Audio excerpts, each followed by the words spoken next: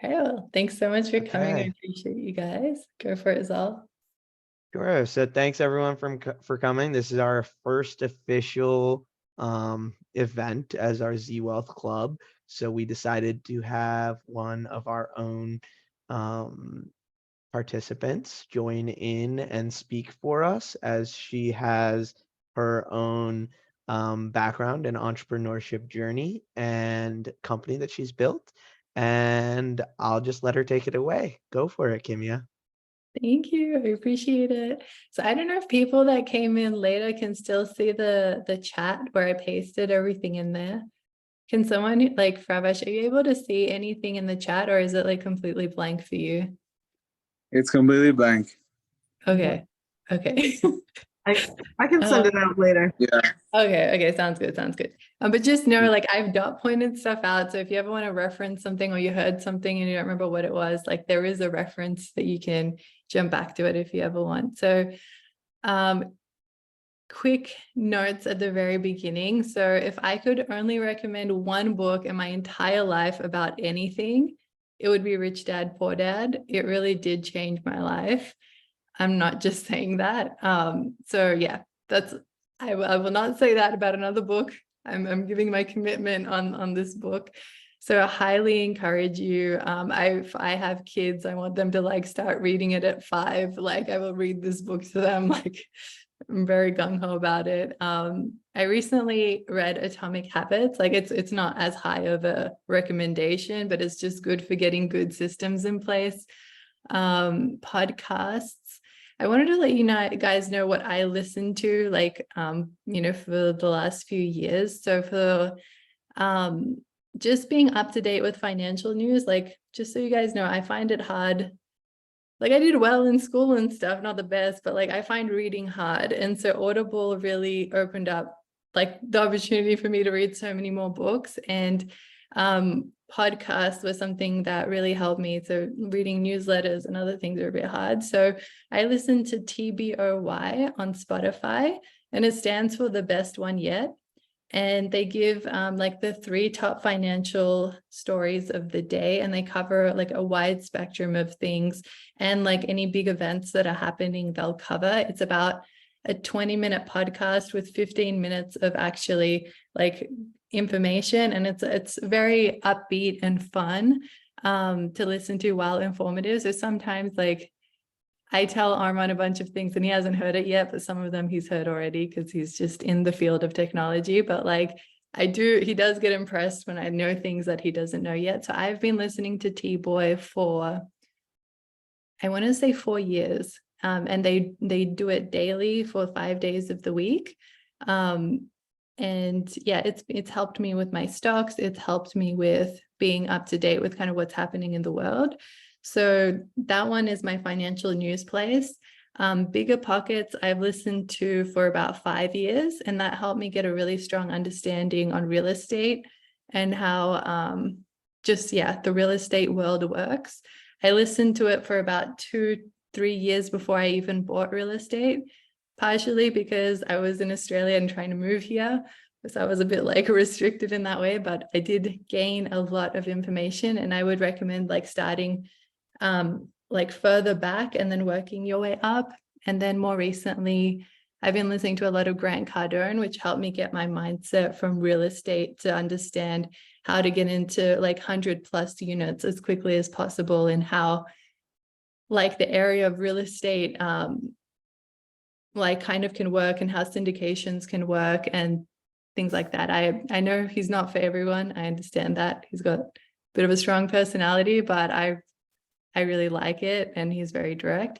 TV shows, again, this one is like Rich Dad, Poor Dad. I cannot recommend enough. Undercover Billionaire season 1 and 2.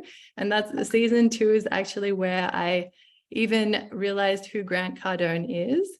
And it's an insane challenge. So these billionaires, they have $100.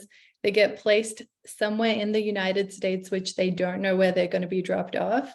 And they can't use any of their connections. They have to use another name. They change their look a bit, and they have to create $1 million like company or business or valuation in 90 days.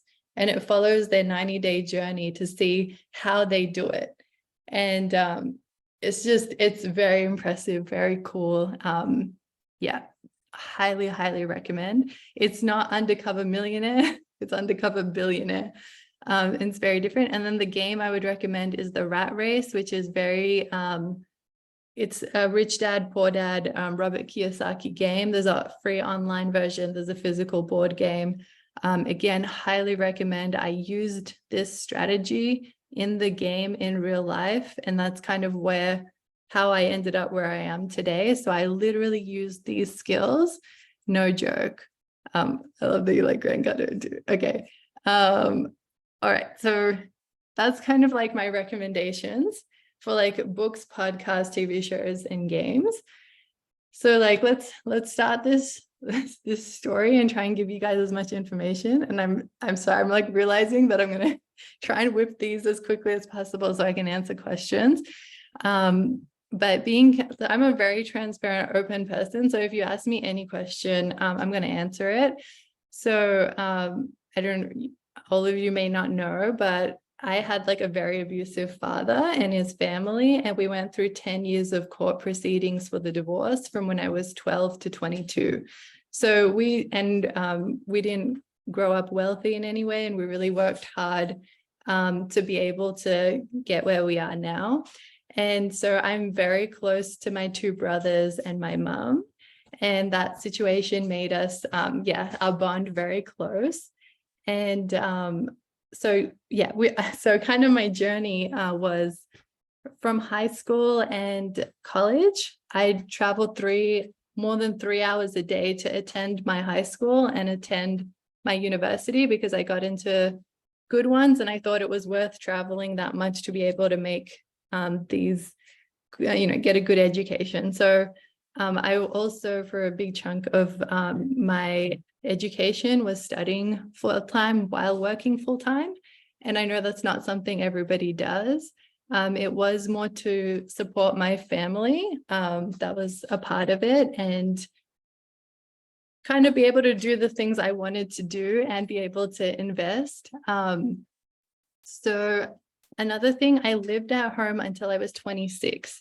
And because my university was like 3 hours traveling like there and back, I could still live at home. And so that also contributed to me saving a lot of money and being able to invest that money. So I started working when I was 16 and then kind of been working ever since. And so, my mom worked really hard, and it's good news. Like my mom bought our house, paid it off. So we have like we've had a stable home to live in the last 12 years, which is really nice compared to like government domestic violence housing. So that was definitely a positive. And then from there, so just so you guys know how I would spend my money. So I would buy nice gifts for people I loved, friends, family. I would spend money when I go out to eat with my friends. And I would spend money to travel. But other than that, I really wouldn't spend much money at all. And I would be really thinking of ways how to save my money. So I wanted to highlight that because one of the biggest things is, so I didn't have have to pay a lot of rent because I was living at home. I was really limiting my costs to things that I found really valuable, which was people that I love, and traveling to places I wanted to go. And then when I was, and in places I want to go with people I love and things, really came down to, sometimes you have to choose between money and like people. And like I usually pick people, especially people I love. And I want to highlight that point because I went to America when I was 20 for the first time. And with 1 year later, I went to the New Zealand Congress, and then in Chicago, there was like the Z Games, and I fell in love with Armand in this. And then, so there was 3 massive international trips, and I wasn't making that much money at that point, but I kind of put all my money as much as I could over time in stocks. And then my bank account would almost go to zero to be able to make these trips. And I, at that point in my life, felt like finding love and for someone that I really care about, I'm willing to do that. So I did put love over money at that point in my life, and it made sense to me and it all worked out. But yeah, it's not always the right call to put money above everything, for sure. Like sometimes your bank account will go down and you'll feel crap, but you've done it for a good reason and it makes sense, and the money will always come later. So I wanted to highlight that point. So when I was 20, I went to the United States, and I had extended relatives tell me, I've heard of stocks, thought only rich people could get into it, or you need like a fancy broker or something. And someone just told me you can get it through a bank.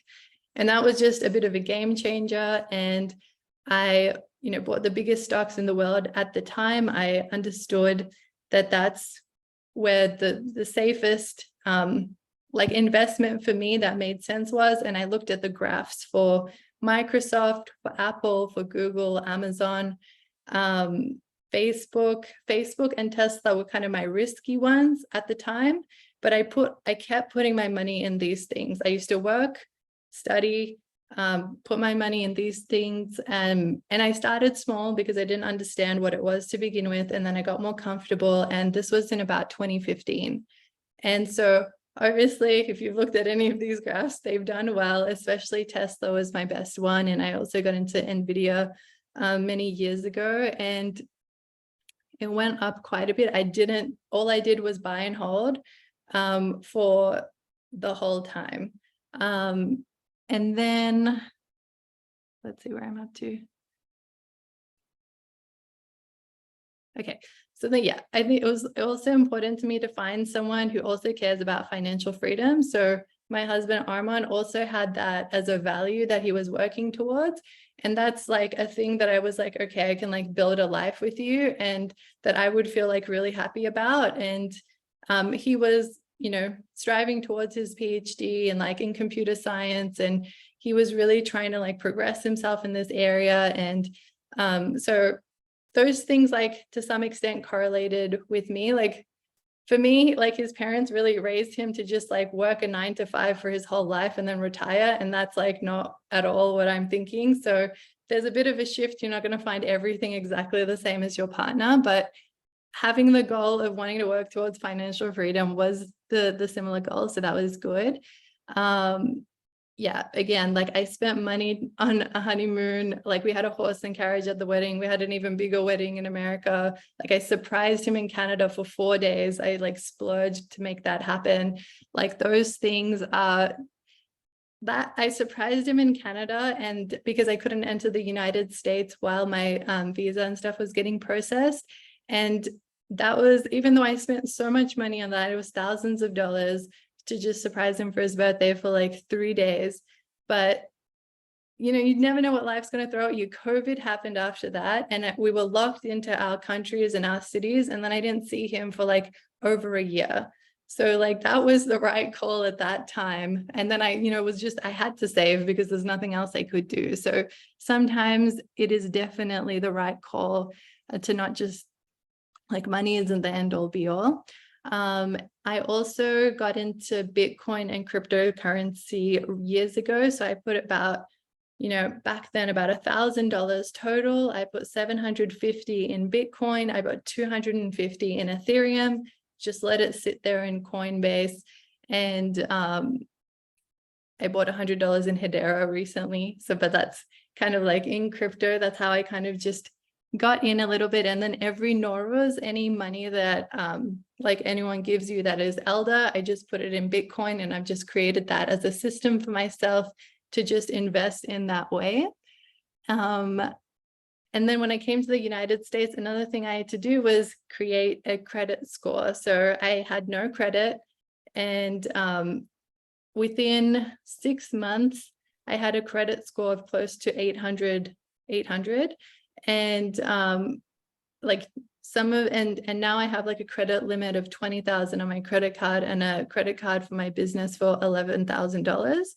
And that's like within 2 years. So I just so with that, there was 2 things I did that I think made a big difference. One was, as soon as I would make a payment, I would immediately pay it off.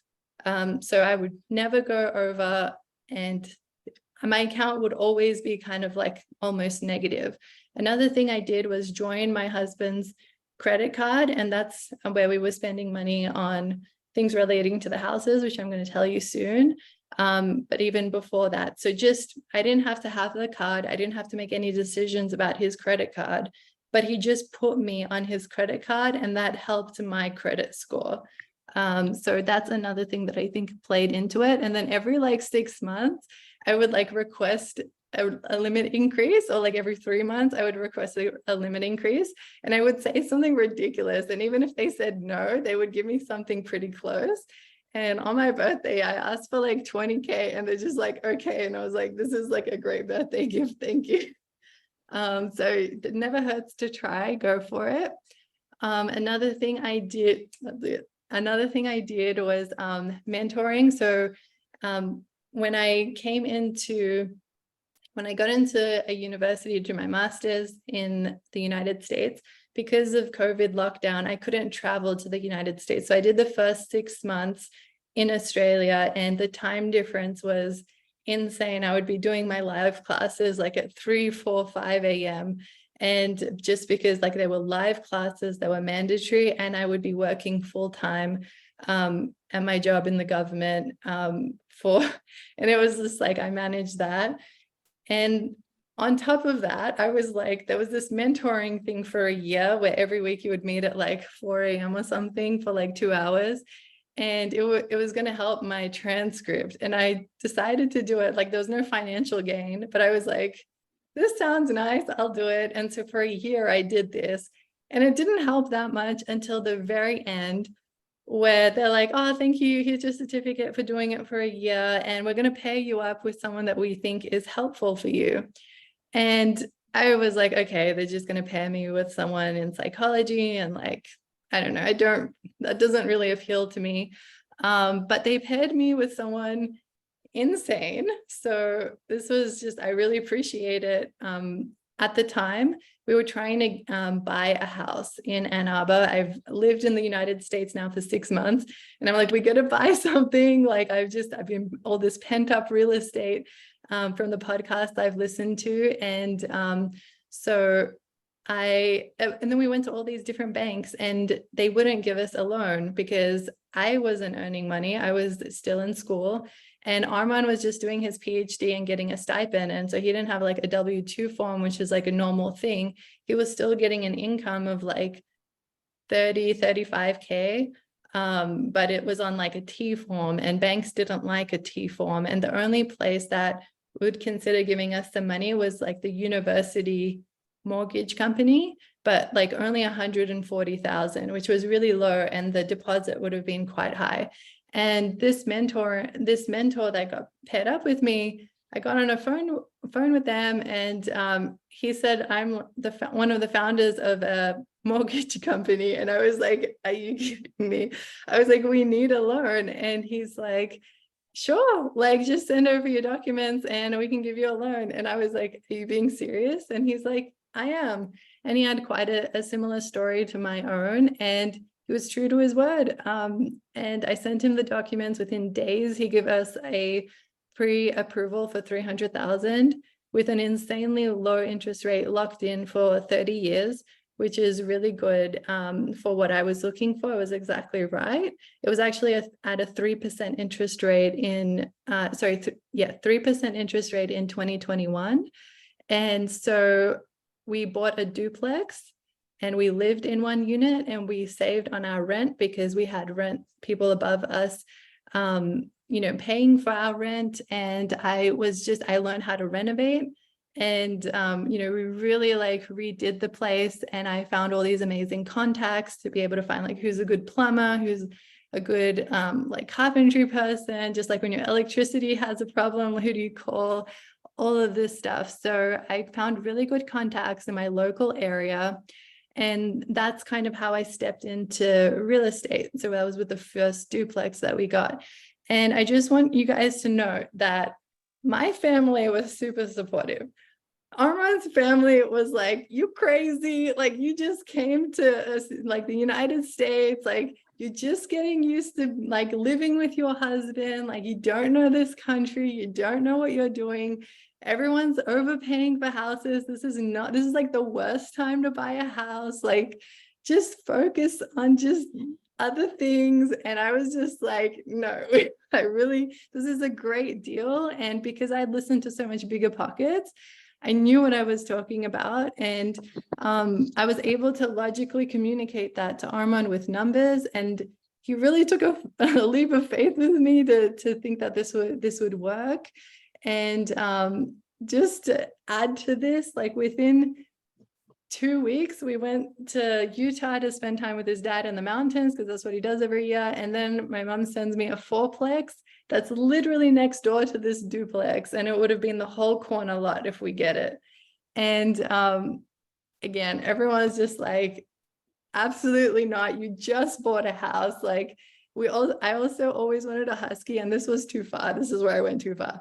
I rescued a 3-year-old husky from the shelter in the middle of all this while we were renovating, while we bought this house duplex. And now like this 4-plex just made all the sense with the numbers.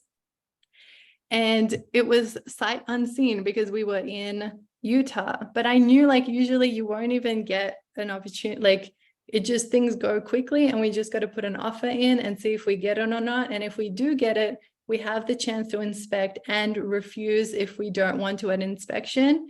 And we would only lose the money that we spent on inspection, nothing else. And we can just withdraw. So I was like, we might not even get it. And if we do, we can always withdraw if it's not a good idea. We did an inspection and we decided to go ahead. And so that's how we just got 6 units in a very short period of time. And it was still about 6-8 months that I've just moved to the United States. And again, like I can't stress enough to you how much like my husband's family was like, you should not be doing this. Like literally we had his family from California come, and like he's like, I've been in real estate for like 30 years. I build homes. And he went and looked around these properties and he's just like, this is the worst idea. And but he didn't know the Michigan market, and he probably has a lot of information on houses in California, in specifically where that he builds stuff. And so yeah, there was that. And then like his mom literally calling 2 days before we signed the paper, like the contract officially with the title, saying, here are all the ways you can back out of it. Like you really need to back out of it. And like, so you can imagine, like, I'm still like, it takes so much confidence to really like be like, no, I'm making the right call. I have enough information to know that I'm doing that. And like Armand, like for me to trust me, like I needed to be quite confident. And like he believed in me. And like that was like a lot, because like there was just a lot people telling him like you're not making the right choice. So now if you ask him, he thinks these are great choices and I've done an amazing job. So like in 2 years, like he's like definitely like very, very happy we made this move. And so everyone was like, oh, it's really hard to get your second property. Now it's an investment property. You're going to get a really high interest rate. There's all this red tape. I literally called up Morris and I was like, there's this 4-plex. Can you give me a pre-approval? He's like, sure thing, give me 2 days. And then he sent me another, I think it was like 270,000, and we put it through, and the interest rate was at 3.5%. So just people can make up obstacles that are not there. So unless you go through it, you won't know there's an obstacle. So don't let something like that hold you back. Go for it, figure it out. Like if you ever need Morris as a contact, he actually can give loans within 5 states. So it's Michigan, Ohio, Florida, Texas, and California. So if you live in these states and you're not finding like a good mortgage or interest rate or something, he's always an option for you guys. Yeah, he's really awesome. Okay, I see a question in the chat. Have you purchased an investment property on your corporation? If so, would you advise an investment property purchased on INC or LLC or individual purchase? So we bought it outright, and my husband and I did joint on the title and the mortgage. And there is like information about should you put it in an LLC? Should you put them in separate LLCs? Should you not put it in an LLC? There's all these questions. And I think when we leave Michigan, I would probably put both of these houses in one LLC, or I might separate them. I haven't decided that yet. It's not expensive to put it in an LLC or something like that. But putting it in an LLC, making it an official company, helps protect it and protect you. So for example, if a tenant there sues you for whatever reason, the worst they can do is whatever the value of that property is. They cannot go after this other property or like my own property or like my own money or anything like that. They're limited to whatever is in that LLC. So that's kind of how it protects you. One downside to it putting it in an LLC is that if you try and buy more property under an LLC, it's harder than an individual person buying it just for themselves, because they're putting more risk if they accept an LLC. And mortgage companies are kind of less comfortable with giving loans if you're in an LLC. But maybe if you have someone like Morris, like I do, maybe it's easier. I haven't gone down that route to give you information on that, but that's so far what I know. Thank you, I appreciate it. Started from the bottom now. Yeah, I do actually like that song. So, okay, what was I up to? My sorry. Okay, so if we bought the real estate, and just so you have real numbers, the one rule of thumb I want you guys to remember with real estate is the 1% rule. And so what that means is if you buy a house for $300,000, you want to be getting $3,000 rent a month. So that's the 1% rule. And I understand in different states that's not possible, like in California or like New York or places like that. But you want to try and get as close as you can to the 1% rule. And in some places you can get close to 2%. Like 2% is insane, but just make sure you're not like in a dangerous area. We have all these other problems. So 1% rule, keep that in mind. 1% of the purchase price in rent every month. So real numbers that I can give you, the duplex we bought it at $218,000. And at the time it was getting like just under $2,000 rent. So if you think about the 1% rule, we should have been getting $2,180 rent for paying $218,000 for it. But it was a bit under the 1% rule, but I just saw the potential in it. It was super close to the university I was going to. It was like a 5-minute walk to the university. So it was really a good location. And the second fourplex that we bought that was next door, it was $250,000, and it was bringing in $3,100. So that was a really good deal. And that's why it was just such a good deal. I couldn't give up, because it only cost $250,000 and it was bringing in already $3,100. So this house, if it was for $310,000, it still would have been a really good deal. And so, yeah, it was actually $270,000 and we knocked it down to $250 because I brought a foundation expert to come in. And they gave me like a ridiculous quote on like $50,000 worth of $45,000 worth of foundation work needed to be done on this house. But then after I brought like 3 more foundation experts in, and they all said that, no, it's fine. It's just like the bathroom needs to be updated in those specific spots. And it's not the foundation. The foundation is fine. But we presented the first official thing to the people because we got really concerned, and they were like, okay, we'll knock 20,000 off. And then we just updated the bathrooms and there was nothing wrong with the foundation. Everything's fine. So for example, if hiccups like that happen, you have to see if it's something that's still doable or if it's not. And just so you guys know, one of the best things you can do with rental property is first buy multifamily property, not a single house. if you ever calculating your net worth, your primary residence actually doesn't even count towards your net worth because it's where you live. And usually we splurge on where we live and things like that, and it's not great financial reasons, which is fine. Like if you get to that place and you want to live in one place and like call it your own, you can do that, but just know it's not the best financial decision to, you know, put all of the money in like your primary residence. So multifamily, and then increase the rent as much as you can while renovating it or finding an under rented place. So with the $218,000 duplex that we got, we're getting rent now for $33,300. So now that $218,000 duplex, if you follow the 1% rule, now it could be worth $330,000 just within 2 years.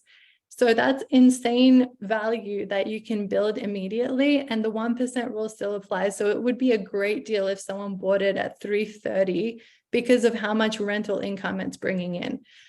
With the fourplex, we've raised the rent to $4,085 and soon to be $4,845. So literally a $250,000 house within 2 years could be worth almost $500,000.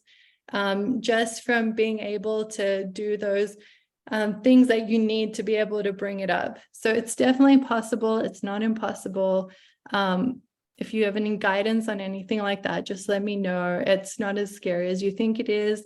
Right now, I'm in the process of employing, like I got 2 of my tenants that was super great. They were so responsive. They were really honest.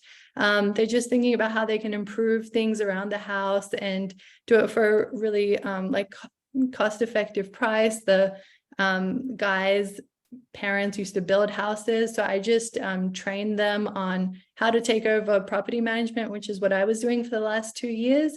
And so I just started a Google Doc with like a handbook of like instructions, and we like fill it out together, and they've done great. They found me new tenants, and so that's been awesome there. So that's a whole nother business of creating like property managers, but I didn't want to hand it out to other people because they charge so much. They don't do a good job, and they don't care about your place as much as someone that you're training will, and that who's lived there and cared about it and things like that. So that's also another benefit. Then I also started my business in Love Story LLC at the end of last year. Officially, I filed it as a company. And then we created a 10,000 NFT collection on the Ethereum blockchain, which was launched on Valentine's Day this year. And then, so each one is people can buy it with credit card or cryptocurrency, and it gives people a lifetime supply of sessions with a relationship expert for 0.16 ETH, which is about $280 USD. And so that was just my specialty is relationships and psychology. So I wanted to bypass health insurance. I wanted to just give people direct value with teaching them skills. So yeah, I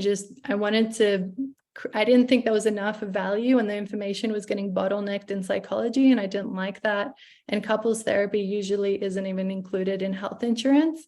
And psychologists just charge like $200+ an hour and want you to come to 26 sessions. And that's just like over $5,000 to begin with, which excludes most people that need help. So that was my, so I built my real estate, I did my stocks, and I wanted to, that's going to be where my financial freedom is. And this business that I created is like my giving back to the world and trying to increase love in the world and teach people relationship skills. So this is like my lifelong project, my like giving back thing. So I'm not dependent on it for money because I have created this other thing for myself, which is really helping out. So the final thing that I kind of want to talk to you guys was a skill that I learned from my father-in-law when we were in Utah last year, and it was actually covered calls. And I was very skeptical of options in trading, like stock trading, because I was always like a buy and hold person from my experience since 2015. And so yeah, it just seemed like gambling to me. But this one thing that they explained made sense to me, and I've practiced it since September last year, and it's gone really well. And very simply put, if your strategy is to buy and hold, then you don't plan to sell. So I will give you a very I'll give you a kind of an easy thing to understand. So I only have Tesla stock, and it's about $100,000 worth of Tesla stock. And so I know it's kind of crazy, and I'm all in on one stock, but I really believe in it, and I have the conviction. And even if it all goes to crap, I still have my real estate, and I have these skills that I've learned, so it's okay. But there's some good safeguards in place. So for example, if I have bought the Tesla stock at $200 a share, first of all, to even do covered calls, you need 100 shares of the stock to be able to just participate. So I have a few hundred of these shares. So each 100 is one contract. So I started with one contract in September, and then I slowly built it to 2 contracts, and I'm getting close to adding 3 and 4 contracts soon and transferring my money from Australia over. So let's say I bought 100 shares at $200 worth of $200 price at Tesla. So there's a thing where if you say, hey, look, by the end of this month, I don't think Tesla is going to go above, let's say, 250, just as a random number, like a round number. And so people are willing to pay you immediately, like $500, for example, for that deal. And so what that means is, so you make a deal with a covered call that if it hits 250, then the stock will sell at 250. So it will sell. If at any point between now and the end of June, if that's what you decide time-wise, then if it hits 250, it sells. And you immediately, as soon as you make this deal, you get $500 in your pocket right now. You can do anything with it. They're not going to take it away from you. And if it hits 250, it will sell at that price. So I would make $50 off every share that I had, the 100 shares. And so that I would get immediately too. And so that seems great. And if it doesn't hit 250 or it goes down, again, you're still holding the stock like normal, and you still get to keep your $500. So what I've kind of learned to do, which so far this is what I'm comfortable with, I kind of pick a high number where I think it's not going to go that high, and I keep raking in this money whatever time period that I want. So if it's a week, I might not get that much. There's been a week where I literally made a deal and they were willing to pay me $300 for 1 week. And it didn't even hit the stock price. Just like, people are willing to pay all sorts of things, which is crazy. Like the last deal I just made, I actually did a longer deal for the first time in my life, and I put it till October 20th. And they paid me out immediately $2,850. And so if you divide that over 20 weeks, that's like getting $142 a week just from that one deal that I made.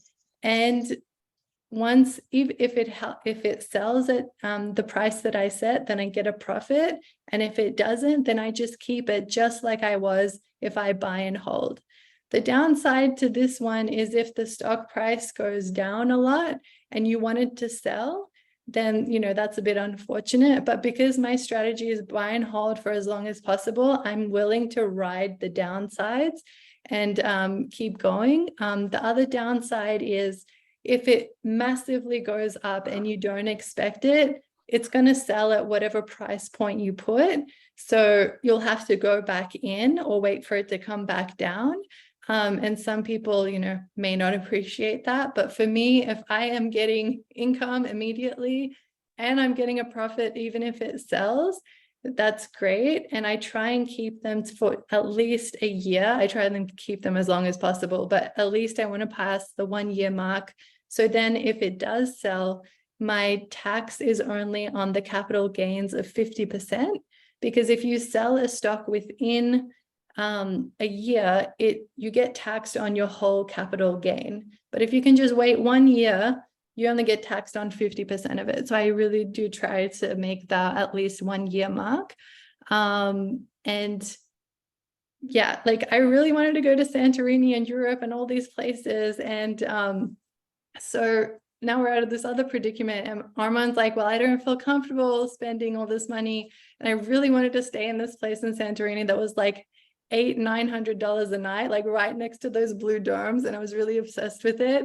And he's just like, this makes no sense to me. Like, and, you know, because he's more about traveling with people, not the destination. And so, for example, a compromise was, well, we should put a $400 budget on all of our groceries for the month for 2 people. And so I also like making really healthy food, and healthy food is usually a bit more expensive, but like I have to comply to this rule. And I think we're in like month 3 now, and it's tough. It gets tough. And we have people come over and they don't know about this rule. Like, we got to make it work.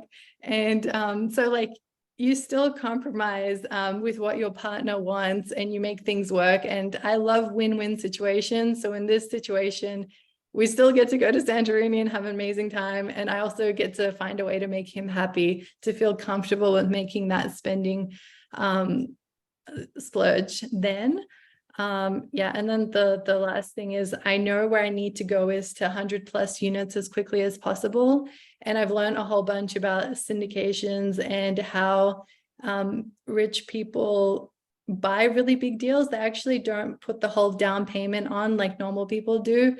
They actually pay a small portion of the down payment, get investors to pay the rest of the down payment, promise the investors like 7% a year, and then find a property that's, you know, the rent can be raised, and like touch it up a bit and make it better, and then raise the rent within 2 years. And because properties that get really big, they're not, there's not good comparables out there. So how banks value properties on that scale is the rent of the place. So if you really are able to increase the rent, and it is under market, the rent price, it really translates to the valuation of the building.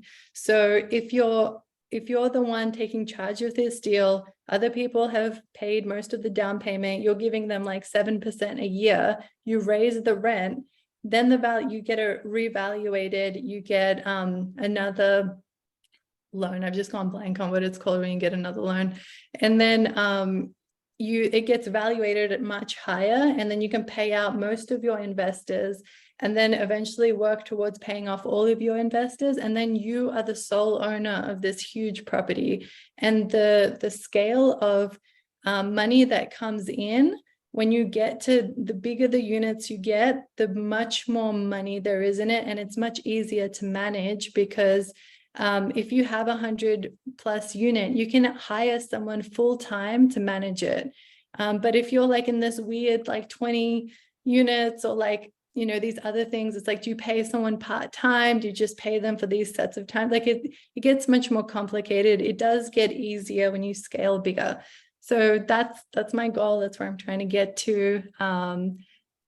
And yeah, I think last thing is like, you know, always be there for your friends and family. And I think everyone has an obligation to work towards being financially free, because, you know, when your family wants to spend time with you, or if they're sick and they need money, or all sorts of things, or like, you know, if someone has a wedding and you can't show up because like you're bound to a job, or you don't have the money to travel, or something like that, that really sucks. Like you can't be there for the people you love sometimes if you haven't made this like an importance to work towards. So I think it's so important to be able to fully love someone in every capacity. One of the things does involve being financially free, because that gives you the freedom of choice with your time. And I think that's one of the most valuable things we have. And we want to spend the time with the people we love. So I love that. 100+ dreams units is the dream. Refinance, that's the word. Thank you. On the ball. Given bullish. Like, what is your advice on penny stocks and short-term trading? I tried penny stocks and I like got my family into it, which is I feel so bad about. There was like one that I really believed in. It was like autism education tech in Australia. And it was like, it went up a little bit and then it went down. And I was just like, I feel so bad about that. So yes, that was cannot recommend that. Has not worked well for me. Short-term trading, I know very little about it. I personally haven't done it to know, but I don't know, if I meet someone who's like killing it in the short term, then maybe I can have confidence and be like, yes, this person's making so much money off it. Maybe you can learn off them, but I haven't experienced it to know. So questions, sorry, I know it took forever. In our agreement, it was meant to go for 20 minutes, but then I started taking notes and it just, yeah, so I'm sorry. But happy to I loved it, Kimiya. Thank you for sharing. It was phenomenal. And even if you did go over, it was really informative. And I enjoyed it. I had one question before kind of opening it up to if anyone else wanted to speak. My first question, or my main question, was that how did you get over your differences in opinion of money with your partner? Was it like good communication, good negotiation? How was his background and your backgrounds being different? How were you able to kind of come to an agreement?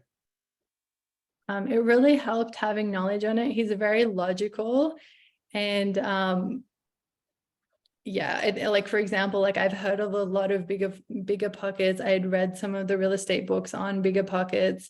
So like when I said stuff, it made sense. I could show him. I'd be like, no, I think I asked him, I was like, my one request, please read Rich Dad Poor Dad, like please, like with you guys, same thing. And he actually read it and he kind of understood. Like I think that there really was a kind of a shift, a big shift in him after he read that. And it's so different to his parents' mentality, and his parents actually got divorced over money. So this is such a sensitive topic for him, and like he didn't want to, like any argument about money was very difficult for him. So I really had to try and be as logical as possible, try and share the mindset without saying it myself, because like for a long time, like it was really hard for him to take what I was saying as not being biased. He was like, you're just being biased. So I tried to find all these external sources that, could like teach him the stuff. And I'm just so grateful that he was willing and open. He was a bit resistant, but he was willing enough to dive into this stuff enough to be able to grasp it and have confidence that I'm making the right decision. I think it helps that I did so well in stocks before. I think from all the money that I had saved from my jobs of working in my 20s, like I'd put maybe like 60,000 in, and it turned into 260,000 by the time I was 26. So that's the numbers I remember, and I know since then it's gone up. But so I think that previous history of being able to do something gave more credibility. I know it was a different field, like this is real estate. None of us have done this before. But really, again, Morris was also like our mortgage guy. He was a game changer. If I didn't have him, we wouldn't have any of this real estate. And I wouldn't have had this experience. So I think a lot of things came into it, but that aligned goal of wanting financial freedom was there. So he had the seed. He had the seed to start growing. Awesome. Thank you, Kimiya. Yeah, I think that's it for me. Does anyone else want to ask any questions?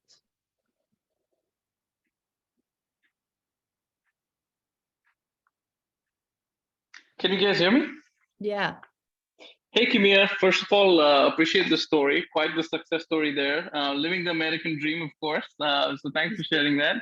I had a quick question around investment in gold, and what's your opinion around that?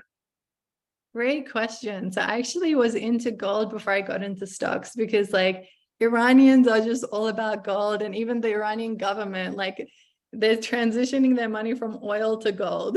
So I was just like, this is a great investment and things like that. And it's jewelry and I can wear jewelry. And so I bought a bunch of jewelry. you know, thinking it's also an investment. And then I bought some coins and I bought like a kilo of silver, and I actually brought it with myself to the United States, and I actually got like pulled over at the TSA and like, what is this? And it was just like, it was a whole thing. But I think it's good, but I think Armand, like this is great about someone who can have conversations like this with you. I think it was like a year ago, and Armand was like, gold actually isn't that good of an investment. Like if you look at it in the long term, like you're not making that much compared to other things. And so yes, it's stable. I think it's good to maybe hold a bit of your money. And if you like jewelry, like that's great. You can also like have the utility of wearing it and feeling happy. But I think there are better ways of using your money than gold, which if you asked me 2 years ago, I would have said something different. I would have been like, yes, have a good portion of your money in gold. But now I'm like, yeah, just look at the graphs and then look at like S&P 500 for the last like however long it's been around, like it's making way better gains than gold is. And so just you're much better off just putting a portion of your money every month going to the S&P 500 and not looking at it. That's honestly like one of the best things you can do if you don't want to get too technical about investing. That's something you can do as quickly as possible and not have to think about it, as long as you don't need the money. So you just put it in and you forget about it. Awesome, thank you. I have another quick question as well, and this is regarding global investments. So say, for example, if you want to invest something in India, like real estate in different countries, like does it make sense? Or do you advise mainly North America or places you live closer to? Would you physically own it, or are you talking about like investment stocks like REITs and stuff where they invest in other places? So do you personally like invest a home just like you would where you live, or like it's a company that buys it? Yeah, not like a portfolio manager or an LLC or a company, but like direct investments. Okay, yeah, got you. So other countries, I'm not sure. Like if you want to do different states, I encourage it, as long as you have like, you know, a good property manager, a good contractor, like as long as you've built that team wherever the property is located, I think that's fine, because you can get potentially way better deals in other states that you're not in. But, you know, for example, if you are, you know, living in a state for university, and you realize you're in a really great place and there's a really good opportunity, you could buy it, live in one side, rent it out, build your contacts. And then when you move, when you get a job, then you've built the team and kind of can let it self flourish, or like give it out to a property manager. That's kind of like what I'm doing. Or like if you're advanced enough, you can like fly in, create the team and then get the property and do that, or have friends, really close friends or family in those places that can do it. With international, I think it's also possible, but the added thing is the country rules are different and you have to transfer money to your country usually. So, and now you're dependent on another country's government and you're dependent on another country's like their currency, which their currency could go down. And then the other thing is maybe it's harder to travel to that place if you needed to for some reason. But for example, if you have family somewhere, like your mom and dad, and you're really close to them and they're like, hey, like, let's buy this house together. Or like, hey, if you're somewhere else, like I will take care of it. Something like that could be a good opportunity if you think the currency of that country is decent and you can kind of rely on the government system not fighting with America or just fighting with itself or something. So it's definitely easier to do local, but there are places where it can make sense in other places if you have thought it through. I read the book Long Distance Real Estate, and it was a great book. It's a Bigger Pockets book. So awesome. I would recommend Thank you. Yeah, for sure. I don't know if anyone else has another question, but I'll promise you this is the last one. No, I love the question. For your advice on real estate versus land, just purchasing like land and holding it for some time, like what's your advice on that? Great question. So I haven't. So actually the fourplex that we got actually came with a plot of land that was right next to it, which was unexpected. We didn't even know. But it's used as parking for the fourplex. So I've just used it as parking. But besides that, I've never owned land. From my father-in-law, like he's bought land in places near Dallas, Texas, and they've done really well. Or Morris, my mortgage person, he bought a ton of land in Florida where the hurricane happened like 20 years ago, because he saw how much infrastructure the city was putting in to build the place to make sure it could withstand something like that again. And now he's getting like 15 times what he paid like in the last 20 years for that land. So I have heard success stories of that, but personally, I would prefer residential real estate because you get income. Like you don't get income off land, it's just sitting there, and you're really banking on it going appreciating. And so that's like a big risk for me, unless I was like super confident and had extra money lying around. Like I would diversify by doing that, but I would not do that as a primary thing. I think it's much better if you pick the niche of multifamily real estate and just try and scale up as many units as possible, because everybody needs a place to live. And it's income for sure, like, you know, and that there is a much higher demand for rent, and rent keeps going up, and buying houses keep going up. So I would feel safer there, but that's my preference. Again, I have heard success stories, but I haven't been one of them myself. Fantastic. Thank you. Really appreciate your advice. Sure thing. Sure thing. And like anything here, guys, that I've mentioned, you can always like message me about any of this, or any question you have about this stuff. If I won't know, I'll just tell you. And if I do know, I'll tell you, hopefully something useful. But don't ever hesitate reaching out to me, because I think I respond to everyone, and like I'm super responsive. So I think if we can be that helping hand for someone else, I think that's great. And I know I've got those helping hands, which have made a huge difference to my life. So Mazda, I see you. That's my brother. That's my little brother. Yeah, I've heard a lot of advice throughout my life, and yeah, it holds true. I think I'm trying to apply some of those. So I think it's good that, so you mentioned like stocks, real estate, and then like a bit of your business. And I think also career. Covered calls. Yeah, covered calls. And I think also your career is also a good place where that's like your base, where you get a lot of income and stuff. So I was thinking, what are some great ways to like start those things? Like how can people start thinking about real estate, or maybe going for their first deal, or how do people start growing their investment portfolio? Like these kinds of things, how should people start for those different areas to help them out? Yeah, I would say the quickest like short run way is read Rich Dad Poor Dad. I'm not going to skip that step, I'm sorry, but like read it, and then open a stock account, like buy these super huge stocks, or like S&P 500 with a little bit of money, just so you can spend a few years, just hold it and see what happens, get the feel of it. One day if you do get up to 100 shares, try covered calls, listen to Bigger Pockets, and that will give you a lot of knowledge on how to get into real estate. And then find people around you that are in real estate, and they can help you, assess the 1% rule, or like wherever you're at. And like you need to jump in to, like, you can't be in analysis paralysis for that long. So I wouldn't say spend that long before you jump in. Start small and then see, and then you'll build your skills from there.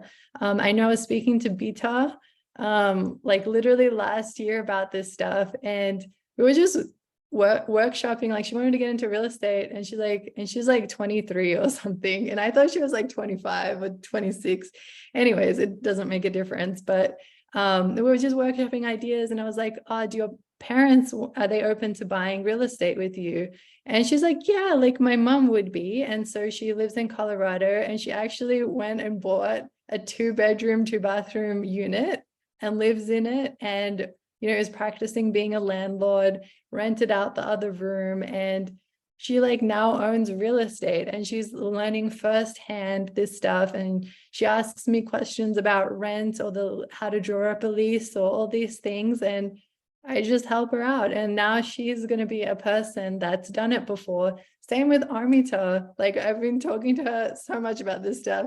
And then she went and bought a duplex. And now like we're just like managing these places together and we talk about it. And like now, like she's so much more knowledgeable, Bita's so much more knowledgeable. And this is just the beginning. So definitely I can be a resource if you want me to be. And yeah, just get a decent foundation and then jump in. Don't go crazy. Like don't spend all your money on something. Like start small, get comfortable, and then go there, but don't keep putting it off. And I know like other things can be more important and you can keep putting it off, but this is something that really compounds if you start young. So I can't emphasize starting as soon as possible enough. Afshin, I see your hand up.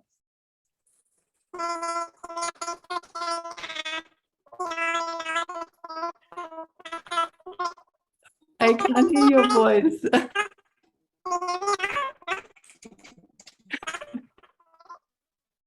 Does anyone else hear him? Are you hearing like squeaking? Okay. Sorry, Afshin. I can't hear you, Afshin. It sounds like a little squirrel talking. I know that's It's like a mouse filter for your Yeah. voice.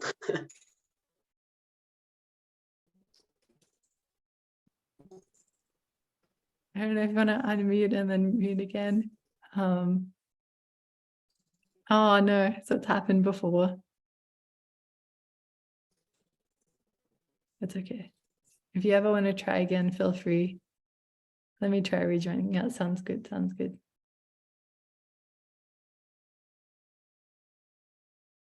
Yeah. While I have everyone here and we're waiting for Afshin to rejoin, I just wanted to remind everyone, 2 weeks from now, we have RZ Wealth timing aligning with a Zyna event. It's called How to Ace the Interview Skills Workshop. It starts 30 minutes earlier than we normally start. It starts at 6 o'clock PST, 9 o'clock EST. And we'd love to have as many Z Wealth people join in and show our pride. Yeah. Sounds great. Sounds great. Hey, can you guys hear me a little better? Yes. Okay, I don't know why that happens, but it seems like every time it happens, I just gotta exit and then go back in or whatever.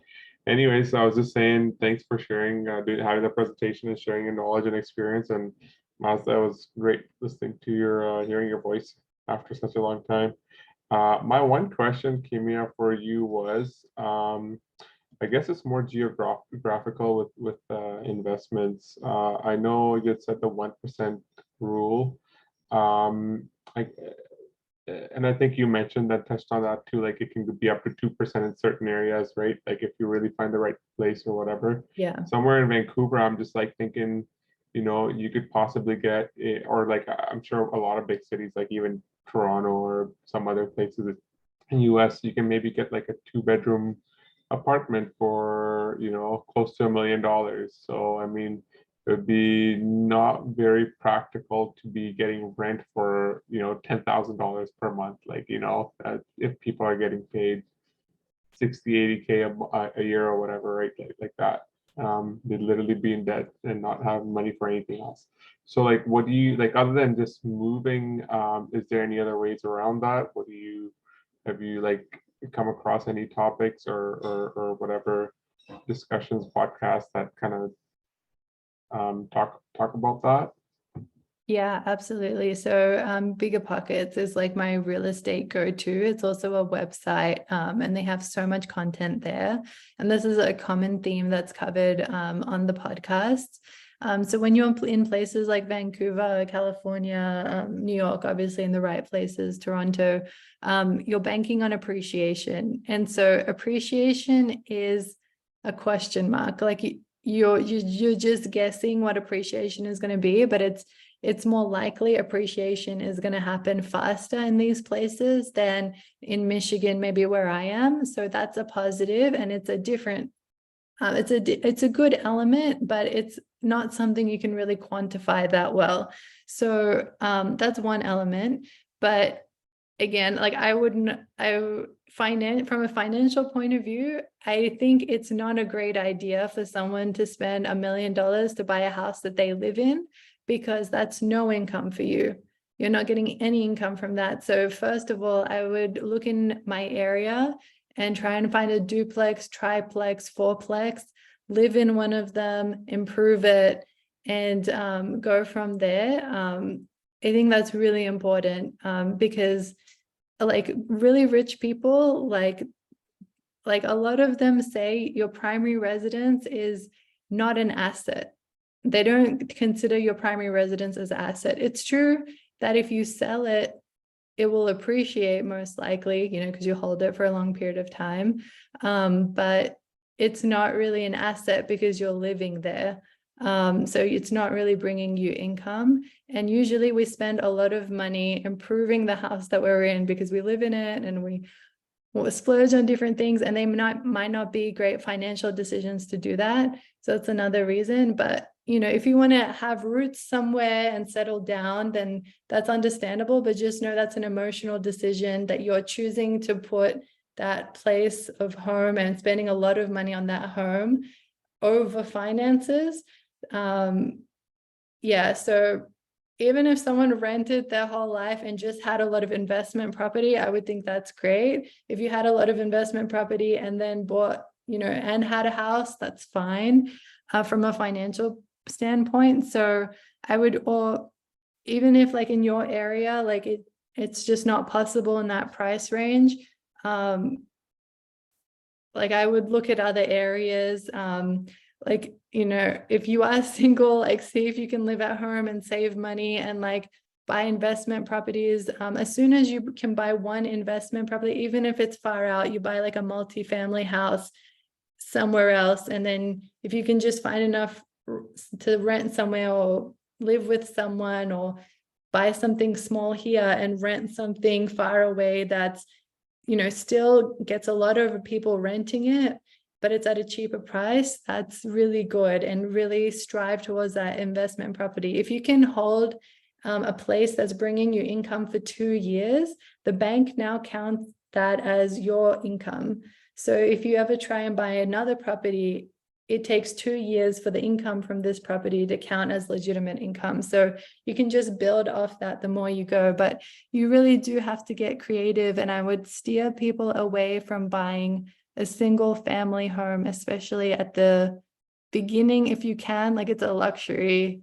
It's not a great financial decision, but I understand why people do it, because they want to settle down and they want something of their own, but it's not the best financial decision, especially to start off your life. So you definitely need to get creative with how you can find something as close to the 1% rule in Vancouver, or maybe like you can see how much of a drive it is down to I don't know, somewhere else. And universities are a great point to have people, like students, to have to rent there. So I would say universities is a hot spot to find real estate. Maybe it's not a place where a lot of people live, but a lot of people go there for school, and just make sure that the admissions to the university are going up, and it's not like a university that's about to shut down and the numbers are declining. So that's another indicator for that.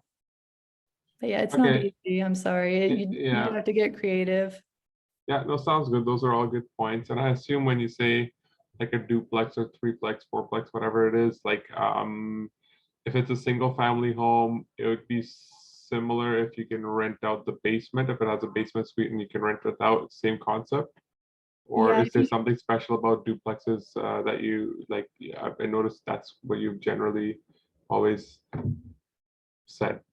Yeah, so if you can rent out your basement, you could technically call that a duplex, because 2 people can live there. Just make sure like it's like legal, because if a rental, Yeah, of course. yeah, Yeah. but maybe it's just that in Vancouver that's a thing. So yeah, so that would be a duplex because 2 people can live there. Yeah, well, yeah, just you gotta get creative with how you can just get the maximum from what you're getting and really think about that 1% rule to put it in perspective. Yeah, no, makes sense. Yeah, just from what I've seen around here, I don't think there's much for like duplexes and stuff around. And like there's a lot of basement suites that are built into houses, and I know like not all of them are legal. You can't get permitting from the cities and whatnot here locally very easily. So, and I mean, you don't ever want to get yourself in a precarious situation where it's not a legal suite, and then like the tenant can easily screw you over, and like with tenant protection rights and all that, they could really like go under pretty easy, especially if it's your primary residence and it's under your name and whatnot. Yeah, absolutely. But I think like a unit, like a property with a basement unit that you can rent out is definitely better than a primary residence, because at least it's paying off some of your mortgage for you. And it's really setting you up more in life. So I would think that's something, and just a place to look for, because I didn't think there would be multifamily places near where I lived. And so there's a couple of places you can look. So my go-to for normal real estate was Zillow, and then you click multifamily. And that's where it comes up. I don't know if in Canada it's the same, but the other one is when you get into apartment complexes, and they still do have duplexes and threeplexes and fourplexes. It's called LoopNet, loopnet.com. And then another one is Crexy.com. Oh, sorry, that's spelled wrong. Crexy.com. Crex. I don't know why I can't spell it right. Crexy.com. Yep. So those are the places where you're more likely to find multifamily real estate. And yeah, you'll notice the competition is actually much less, because before, when my brain set was buying a single family home, because I was obsessed with Ann Arbor, I just wanted that zip code, and I was like, I'm gonna pay for it, and it just wasn't a great financial decision. And then when I started looking at the searches, I saw that just like within 10 minutes, there were these multifamily places that existed. And in that high point in 2021, where people were paying 50 grand more, 100 grand more, withdrawing their inspection rights, like in that height, I was looking at these duplexes and fourplexes, and the competition was so low. Maybe there was one other person, two other people interested in it, and they weren't willing to pay as much as what they were even asking for. People were putting lower ask prices than what was even there, just because it was a duplex, triplex, fourplex. And so the competition goes down. So already you're cutting out most of the competition if you can just get your mindset to look at places that can have, multiple units in them. So that was unexpected for me. I thought like everybody would want these sort of deals, but not many people are thinking about it in that way. Yeah, I don't think I touched on this at all, but I also double majored in psychology and economics, and then published some papers in psychology, and then did my postgrad in Australia, and then had to repeat my postgrad in the US, and got my master's in clinical behavioral psychology. And I wanted to get into a PhD program, and I told the people in Zina, I applied for like 3 years consecutively. And then the last year I applied to 13 of the best universities in the country in the US. And I literally got into none of them. I didn't even get an interview. And it's still like a lifelong dream for me to be able to still, I just like want that doctor, because I thought it would help me with my business and psychology. I'd be more credible. But then people were like, you can still do everything you're doing without a PhD. But it's still like a lifelong dream of mine to do one day. So it's just like a side note. Well, I wanted to say thank you, Kimiya. Appreciate your time. That was wonderful. I've heard your story a bunch of times, and there's still a bunch of things that I learned. So, yeah, thank you for your time. Thanks everyone for joining, and hopefully we can do this again sometime. Sounds good. Have an amazing night, Cool. everyone. Yeah, likewise. Have a good one, Thank Kimiya. you. We'll thanks for the presentation once again, and we'll catch you later. Thank you.